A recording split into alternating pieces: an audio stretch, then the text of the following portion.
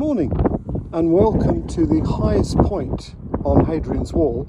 This triangulation point is 345 meters above sea level on Hadrian's Wall.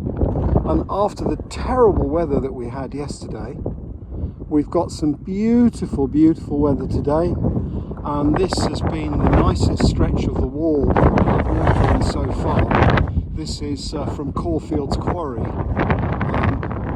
through Cow Gap, and then I'm going to be walking through Sycamore Gap, which is now known as the Sycamore Memorial Gap, and then I'll be going on to Hastings, which is the most complete fort on the wall. As you can see, the weather conditions are quite optimal, and there's just a nice breeze blowing, plenty of sunshine, complete opposite to yesterday when it was, well, the road was almost flooded in parts yesterday, the military road. And we went to Vindolanda and the Roman Army Museum, and at Vindolanda we saw the earliest known letter written in Latin by one woman to another, inviting her to a birthday party. And the letter was written by a professional scribe and then finished off by the sender, who wrote her own personal message, her own personal greeting, and also signed her name.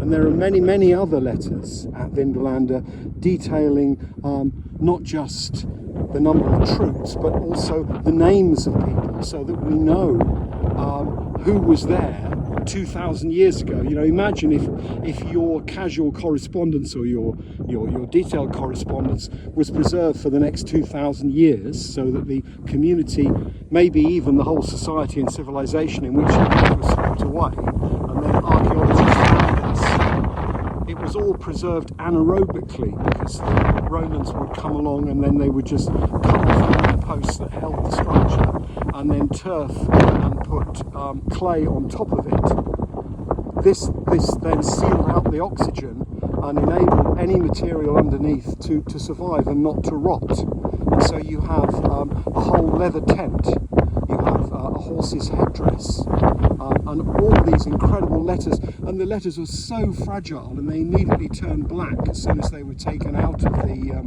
the detritus that they were found in, and they had to be very carefully preserved. And there's a video at Vindolanda which explains how this was done, and the archaeologist describes them as England's, or the UK, we should say, top treasure. So